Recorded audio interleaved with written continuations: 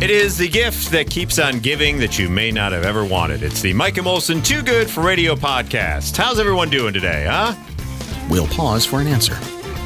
Okay. Oh, that's fantastic. Except for that one guy who said that his ankles hurt. Yeah, I'm sorry, buddy. Yeah. Maybe next time don't go so hard to the hole. Yeah. Hey-o, like Big Hurt does. She'll like it too, but Nugenics. Yeah. Maybe back off the penetration to the lane. Oh, and the rash is back? Oh, I'm so sorry. Oh, what? You burned yourself trying to make dinner? Oh. I'm sorry. All right. Well, everybody else is doing well. Exactly. Well, we'll move on here. And I had a situation arise in this recent trip to Disney that I wanted to share with you because I felt like you would appreciate it. At Disney, you encounter more mobility scooters now than you have in years past. Okay. But I encountered an entire parade of them where there were three in the... Yes. I have a question. Yeah. Are these mobility scooters because they're old and feeble? No. Or young and fat? Yes. Okay. Yes. And there was basically a fat parade in front of us in line at the Haunted Mansion. Oh. So it was... Tell me Dumbo was at the front going... So here's what happened. They had a dad who could walk and was nimble enough that I couldn't figure out what kids belonged to what parents, because there's like 4 kids, and then there was the train of mobility scooters, and there was young and fat, old and fat, and in the middle and fat. And so as they're weaving their way through like a weird parade, and kids are jumping on and off like the mobility scooters are a ride in and of itself. Yeah. And then so they would have to go slow and then try to speed up, and it was a lot for me to take in because I knew 2 out of the 3 could have probably walked themselves. Sure. And I guess the bigger question, not to be insensitive, but who cares? What are the fat people aren't going to be going on rides, right? No, well, the mobility scooter is the ride. This was the Haunted Mansion. Okay. And it was so funny because you would see sometimes with this particular group, right, when they ask, you're going to have to transfer. Can you transfer from it to the other? And they would pop up and just be able to walk without a problem. But then it's like they'd go back on their mobility scooter and ride around. And so it's just, I understand, to your point, the need for these things. Sure. But the fact that it looked like a parade down the middle of the freaking walkway and waiting for the Haunted Mansion, I was just like, there should be a limit on the amount in one family, right? You can't have a family full of mobility scooters. I guess it is it's an alarm to America of saying, you know what? Maybe we need to watch our figures a little bit. Maybe we need to cut back on the... You know what I didn't see a lot of it at Tokyo Disney? Mobility scooters. Yeah. You had maybe one. Yeah. It's like there's so many of them. It's like you're playing Frogger with the mobility scooters and the strollers. Strollers, I understand. Yeah. It's a kid's paradise, and I'm fine with that.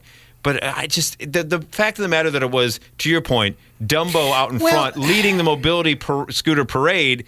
It's just I just like, what is going on here right now? I think, you know how when you're having heart problems and what's that test they give you, like that exertion the stress test. The stress test. Yeah. I think before they give you a mobility scooter, you've got to demonstrate that you truly are immobile. Right. Because if you're just a blob and late, sometimes I have seen like morbidly obese people where it's like, yeah, obviously you cannot move around without that thing. And then there's just like people who are like, I think you might be lazy. There's a lot of walking in Disney. I will give you that as well. Yeah. But there's also different transportations you can take that, to your point, you don't need. It was just the fact there was 3 of them in a row. That's impressive. Like the fact that I felt I was behind a parade while getting in line for a ride. It wasn't the joy that I wanted to experience at that time. That was my main thing. I was just like, 3 of them, and it was like, and they couldn't coordinate right either. Like one would speed off, and the other one would be slow, and then they did. Had they done the cool Shriner parade thing where they all did like the figure 8s around each other, entertain me. I would have been perfectly fine. I'd be like, you know what, this is the greatest thing I ever saw. Right. But no, they had no coordination whatsoever. It was like watching people not know how to drive a bumper car. Yeah. Like it was a lot. It was just a lot. So I don't. You're not going to take them away. We can't do that anymore. We're fully pot committed with mobility scooters. I understand the necessity for them, but it just seemed a little extra to me. Right. And it should. You should, after you buy your second one, go, maybe we got an issue in the family. Maybe we got to just right with the third one. Maybe we start. What do you got to rent? What do you got to rent more mobility scooters than hotel rooms? That maybe be a thing. Going, maybe we need to pump the brakes on this. Maybe we spend the extra money on a skillet and we fry up some vegetables. Yes, exactly. Possibly. Right. You had a dilemma as well from a personal one. Yeah. It pertains to food. Do you ever have one of those lazy nights where you're just sitting there and you go, man, I just don't want to cook. I don't want to do anything. I don't want to move. I just, it's like, I'm just tired, but I need food. Yes. And so I order up a pizza and a 2-liter. Okay. Right. All right. And get on the app or the website. So, here's what I want. Here's where I live. Off we Ta-da! go. Yeah, Here it comes. Totally lazy. I'm waiting and waiting. And Now I will battle back. That's not totally lazy. Totally lazy to me is ordering one McDonald's hamburger and a Coke from DoorDash. Well, yeah. That's totally late. You did something that people have done for decades. Yeah. It used to be call on the phone, and now it's just simple beep, boop, beep. But anyway, I get what you're saying. So order a small pizza and a 2-liter. Okay. And that was going to suffice me. Probably get me through the whole weekend. Small pizza? What are you doing just ordering a small? Just me. I know, but do you want leftovers? Or next time, go medium. Okay. So anyway, continue on. What I did was I ordered a small pizza. And a 2-liter. Okay. All right. So tick-tock, doorbell rings, guy standing there, and he goes, here's your order. And he hands me 2 pizzas. That's not your order. No. And one was a big one. Oh, geez. And I said, no, I just ordered a small pizza and a 2-liter. And he takes the receipt back and goes, oh, man, they messed up your order. So I'll be right back. I said, look, if it's too much trouble, it's not a big deal. Just take it off my bill, and I mean, we'll be. There's something to drink somewhere in the house. I'll be fine. No. And he's all upset, and he goes back. He's like, all right, whatever. He's going above and beyond. He is, and here's where it turns. Okay. So 4 minutes later, doorbell rings again, same guy, and he's standing there with a 16-ounce of Sprite and says, here you go. That's not a 2. Wait. Was it a 2-liter of Sprite you ordered? Yeah. Okay. So at least he got the right soda. He did. But a 16-ounce is vastly different than a 2-liter. It is. Just a little 16-ounce bottle. And it immediately occurs to me, I think this guy just went up to the gas station and bought. Got a Sprite and then drove back because and said, "Here you go." Because legitimately, he felt bad that the thing was goofed up. Right. I gave him an out. I said, "Just whatever." Right. Well, did you take both pizzas, or did you give? No. I took my pizza. Okay. And he left with the other pizza. Okay. But came back with a 16-ounce, and there was that part of me going, that's supposed to be a 2-liter.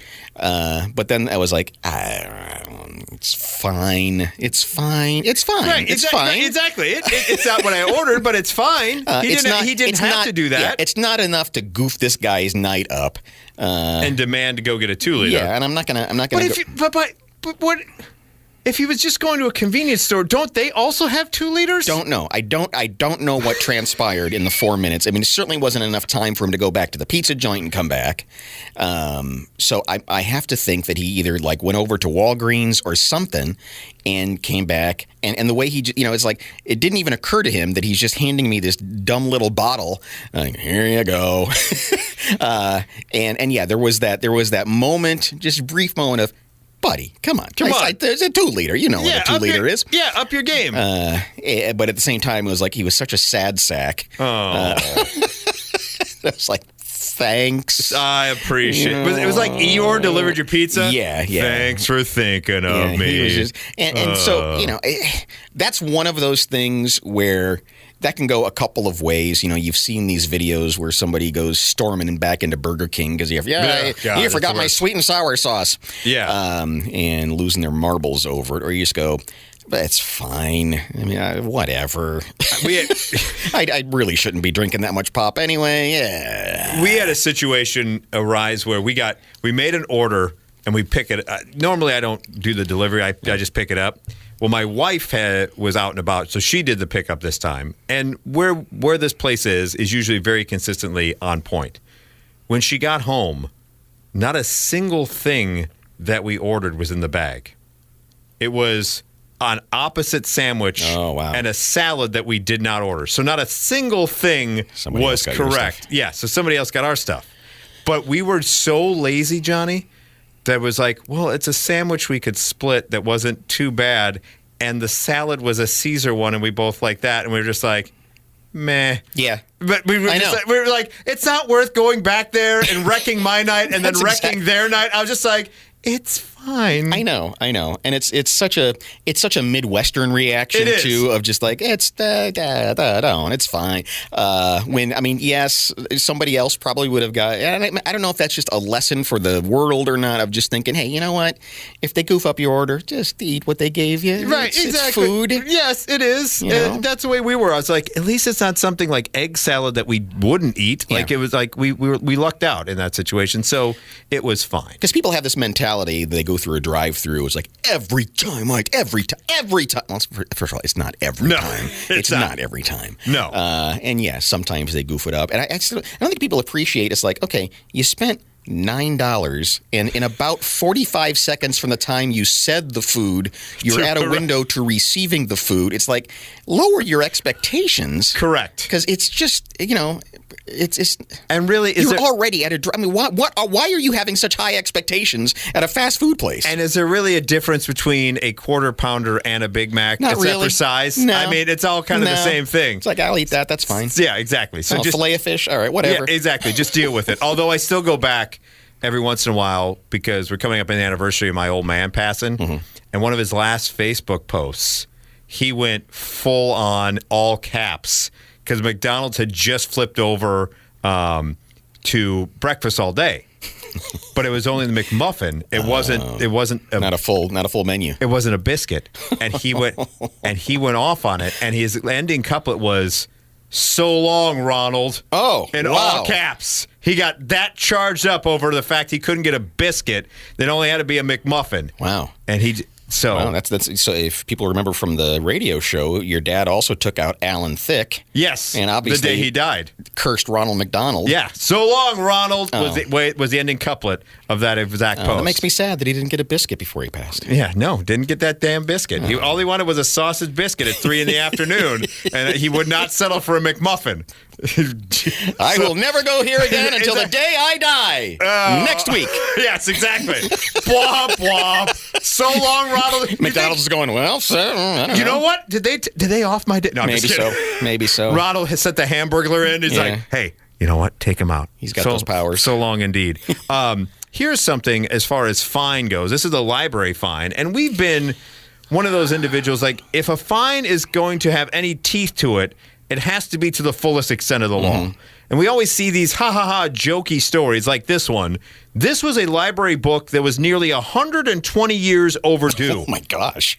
The Carbondale Public Library said the book, The Cruise of the Esmeralda, by Harry Collingwood. Oh, that's a page-turner. Harry Collingwood was returned by personnel from the Howley Library who spotted it at a book sale. The book still has a pocket inside the cover listing the library's rules and contains a library card issued to Horace Short in 1904. The library said the book was checked out for 43,641 days, which accrued a fine of $872.82 at the 1904 rate of 2 cents per day. Yeah. Adjusted for inflation, it's $10,910.25. Don't adjust it for inflation. Adjust it for the current fine. I mean, whatever just as the years go on, because it's not always been 2 cents. I'm sure it became a quarter, and then it became right. 7. Exactly. But they say Mr. Short is very lucky because they currently cap any fine for a book at this particular library at $10. $10. What are you doing? You're just inviting people to try to be the next one in this stupid story. That's like you see the news story about Walmart not chasing down shoplifters for anything under $25 or whatever. Yeah, and now this library is like $10. No, it's full extent of law. And you know what? You find his heirs. Yes, you shake them down. You know, like any other bill that they had to pay when he died. Yeah, you shake them down. Say, listen, we need a check right now for $10,000. I expect it in 48 hours, or we are taking you to court. That's the way it should be. That's the way, because then, but to settle for $10 and a $10,000 fine? No. What's going? By the way, no. That's why this country is in such bad shape. What's going on with the old Horace Short that he didn't have time to return it? And then just kept it, and then moved throughout the entire family to the point where it's found at a book sale by someone else. Put it on the black market, obviously. Yeah, exactly. The Cruise of the Esmeralda, it's by the way. It's like how you find like a painting that's been stolen. Yes. You know, sometimes it shows up in an auction 100 years later. It's like, oh, there it is. By the way, I love the fact that the author's name was Harry Collingwood. Yeah. That's a pretty good author name. That's a great porn name, isn't it? Hi, starring Harry Collingwood. Speaking of great words. Speaking of books, as we get close to the end of the year, Oxford University Press, which sounds very prestigious. It really says does. Oxford in there. Oxford University Press. You're thinking, wow, they must be responsible. Have named the word of the year. Now, Merriam-Webster's already named theirs, and it was authentic. Because they said with all the artificial intelligence stuff that authentic, being your authentic self and authentic was had a spike in searches. So that was their word of the year. What is Oxford? If authentic is Merriam-Webster, I feel like Oxford's going to have one that is really kind of snooty and nose in the air. Well, some of the finalists were prompt. Okay. Situationship. Situationship? Which is an informal, romantic, or sexual relationship. I'm in a situationship. So, friends with benefits. Why do we got to put a label on everything? Yeah. You're boinking. You're boinking friend. Because you know what? Because I think maybe because friends with benefits is, immediately that it's just sex. Okay. So at least a situationship, you think maybe they'll go to dinner with me if I feel lonely? Yeah. Okay. And then came in Swiftie, makes it into the Oxford. She was Time Magazine's Person of the Year. Time Person of the Year. But the word of the year for 2023 is Riz. Riz. Yeah. Which means got good. Some Riz. Got some Riz. Got charisma. It's kind of short Riz. for charisma. You got that Riz. 4 finalists were selected by a public vote, and the winner was announced on Monday. Riz is believed to come from the middle of the word charisma and can be used as a verb as to riz it up or to chat someone up, according to the publisher. But can charisma be used as a verb? No. Right, exactly. But riz can? Yeah, you can riz it up. You can riz it up. You can't charisma it up. I guess you could charisma it up, but, Spokesperson said, "It speaks to how the younger generation creates spaces, online or in person, where they own and define their language that they use, from activism to dating and wider culture. As Gen Z comes to have more impact on society, differences in perspectives and lifestyle play out in language too." And this is why Gen Z will never read your stupid dictionary. No, exactly. Good Lord. I feel like I may have broken some rules in some of my Facebook posts with pictures from Disney. I don't know if I can use holiday drip, but I did twice. I did holiday drip in full effect, and then holiday drip part 2 because of my fit that I had going on, my drip. So, but I tried to riz it up a little bit there. But Riz is word of the year. Okay. Riz is word of the year, and Pantone has selected their color of the year.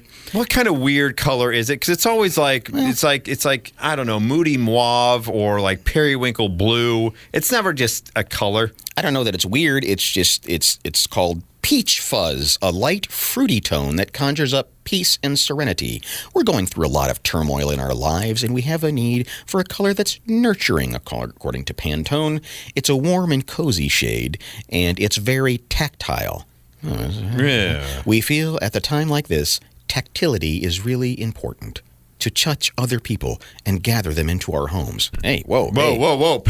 Pantone, Pantone, keep your hands in your Pantone. Jeez, wow. We got enough big hurts going on here in this world. Horning in on our lady friends. We don't need you doing it, too. Here is, you talk about warm and cozy. This story, farthest from that, here on the Mike and Molson Too Good for Radio podcast. This is a woman in Mississippi who was arrested and charged with murder after authorities say she stabbed her husband to death almost a year to the day after previously stabbing him. Wow. Like clockwork. Yeah. The death happened almost a year to the day after a similar incident was reported on December 1st, 2022. She was arrested at the Relax Inn for allegedly stabbing him in the chest with a steak knife. He reportedly suffered non-life-threatening injuries in that particular situation. So, why would you not? Well, how in the hell would you then say, you know what? That was just a mild transgression. I understand. You know what? I deserve that stabbing. Hey, we all get heated every once in a while. Let's stay together. I said things. You stabbed me. Let's let bygones be bygones. I know you stabbed me with a steak knife, not just a little mini knife. But I know, no hard feelings. Let's give it another whirl. And a year later, she's like, you know what? I'm going to finish the job. What did she stab him with a year ago? She stabbed him with a steak knife the year ago at the Relax Inn. This time, she stabbed him at the home. With what? It just doesn't say. No, it doesn't say. Because a steak knife is a very inefficient stabbing tool. Yes, it's not real great. Because you've got a saw. Yeah, that's not really great. So yeah, you got time to stop the person. Right, exactly. Before they break skin. She must have upped her game and got a Ginsu or something for this time around. But yeah, this was a year to the day. Happy anniversary indeed. I don't know. That's a very forgiving man. Well, you're right. Yeah. Why are they still together? Why was the opportunity for her to stab him a year later still present? Right. Exactly. Like, I understand. Is that true love? I'm not quite sure. But no, that's just stupid. That's just being very forgiving and being dumb. If they stab you once, what's going to say they're not going to stab you again? Yeah.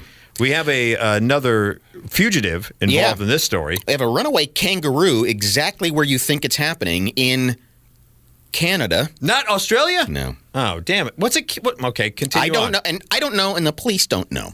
But the police in Canada near Toronto have released body camera footage. I want to see that's like Dudley Do-Right taking out a kangaroo. Showing the capture of a kangaroo. 4.5-minute video. Oh, God, I want to see that. At 7 o'clock in the morning. Please put that to Benny Hill music, Internet, if you could, please. They released camera footage showing the capture of the kangaroo. It escaped from its handlers east of Toronto last week. 4.5-minute video shows police officers holding on to the female kangaroo's tail and petting its back as another officer put a leash around the animal's neck. The kangaroo tried to wriggle away, but officers managed to put it in the back of the police car. Oh, my God. I want to see footage of that. Can you imagine you're driving up at a stoplight and going by, you see a kangaroo in the back of a squad car? Yeah, exactly. The animal apparently got away Thursday during a pit stop at the Oshawa Zoo while on a journey to Quebec. So I guess they were transporting the kangaroo. Kangaroo goes, hey, I'm cramping up back here. Can we get a break, please? I need a rest stop. So the drivers go in to get themselves a Snickers and a Slurpee. Kangaroo sees the doors unlocked. And going, I'm heading to Tim Hortons. I'm out. I'm getting some Hortons donuts. Some butter tarts. And makes a break for it. So then over the next several days, there were all these kangaroo spottings. And that's the worst part is making that phone call, right? Because you don't expect a kangaroo in Canada. Right. But at least in Canada, they're kind and would be like, okay, you saw a kangaroo. Appreciate it. Thank you for the heads up. Yeah, and this does have a very Canadian ending.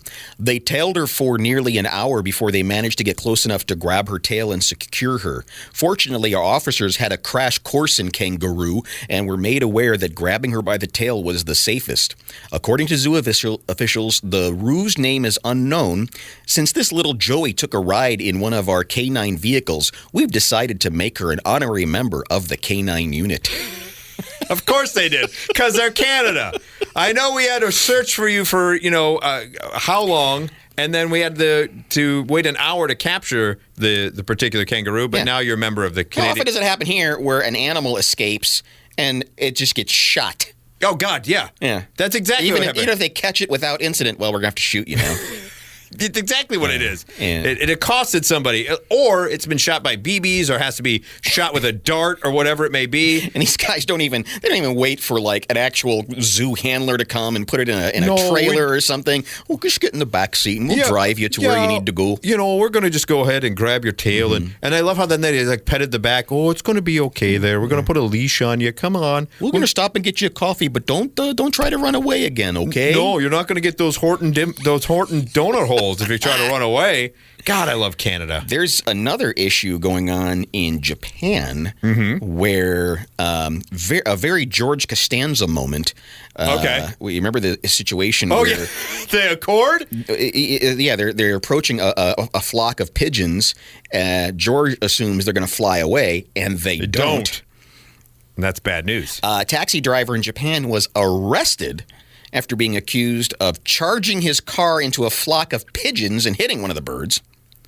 Isn't he doing you a favor? Shouldn't he get a Medal of Honor in that situation, not arrested? The pigeon that was struck was pronounced dead by a veterinarian. They had to call in a vet. I want it to be a little mini ambulance that shows up driven by other pigeons. Like, beater, beater. They put him in and take him to the vet. Oh. They had to call in a vet to declare it dead. And the vet said that apparently did an autopsy and said the cause of death was traumatic shock. Not being hit by a car. So then why is this guy being arrested? I guess because he came up on him too fast? Police were alerted after a passerby saw this taxi driver revving his engine as a traffic light turned green before driving into the pigeons at around 37 miles per hour. Well, that's not too bad. And then they... according to the broadcaster, the defiant taxi driver said, "The roads belong to humans. Yes! It's pigeons who should dodge." He's now accused of using his car to kill a common pigeon, which is not a game animal, and that's why he's been arrested and charged with this. And you're right. I mean, yeah, you don't intentionally go after it, but pigeons should fly away when a car comes. My big thing when it comes to hitting animals with my car, I will, and I know it's not safe to do so, but I will swerve for raccoon, squirrel, whatever. Yeah. But if I hit a bird, that's on them. They have the ability to fly. If they're anywhere near the ground or my car hits them, that is them. That's not me. Yeah. So I'm with this guy. And by the way, also, as someone who just recently went to Japan, they're okay with otter cafes to where people come in a room and otters walk around running all over people. Right. But somebody accidentally on purpose kills a pigeon and they get arrested? Yeah, they can harpoon an endangered whale and eat it. But they have a problem with somebody hitting a pigeon. And look, at 37 miles an hour, again, something's going on there. The pigeons could have gotten out of the way. Look, squirrels can get out of the way. They know what they're doing. They really do. Oh, man, I ran over a squirrel a couple of weeks back. Oh, that's the worst feeling. It was one of those things where it darted out from a ditch, and it's like I saw it, I winced, and then it was under my tire. And man, that's not like running over a branch or something. No. Somehow you know. You do. Yeah. You can feel it. It's both a bump and a squish at the same time. Yeah, it's a bump. Just like, I didn't want to kill an animal. Not Rocky. Yeah, you just like, messes your day up. Actually, you know what? I would pay extra to a cab driver to run over some pigeons. Sure, yeah. I'll give you an extra $10. You take out 15 of those crap birds, and it's extra $10 in it for you if you kill those pigeons. So there you go, ladies and gentlemen. We'll follow this case, and hopefully. And by the way, while we're at it, since we're in the holiday season, and we've talked about this once before, why so many damn birds in the 12 days of Christmas? That's a lot of birds, yeah. I mean, what are you doing? That's not gifts you give to someone you like. That's a gifts you give to be vindictive to someone. And birds you got to care for. You can't just let them out there. A goose can't fend for itself. You got to feed swans it. are swimming. No. And it's a lot of noise. It is. What is there any worthwhile gift in the 12 days of Christmas? Now that I think about it. Yeah, it is. Well, 5 golden rings. Okay, I guess that makes up for it. But 4 calling birds, 3 French hens, 2 turtle doves, partridge in the pear tree, 7 swans a swimming, 6 geese a laying. Yeah. Right. 8 maids a milking. None of those are actually gifts. The 9 ladies dancing. Okay. Yeah. 10 lords a leaping. 11 pipers piping, 12 drummers. There's a lot of noise going on. None of those, aside from the 5 gold rings, none of those are presents. No. Who's ever bought that who's ever bought a goose for somebody? I mean, to eat, but okay, whoever bought a partridge. Correct. And put it in a pear tree. Here's a partridge for you. And a pear tree. A terrible fruit. Here's 10 dudes with leaping. Jumping around. Yeah.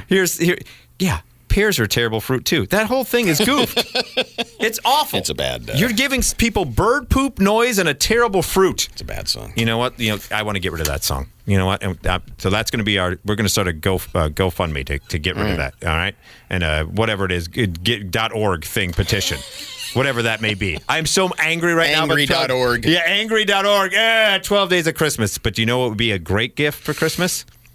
Stuff her stocking with some Nugenics. That's right. Little Doug Flutie in her stocking, and she'll like it too. Ridiculous.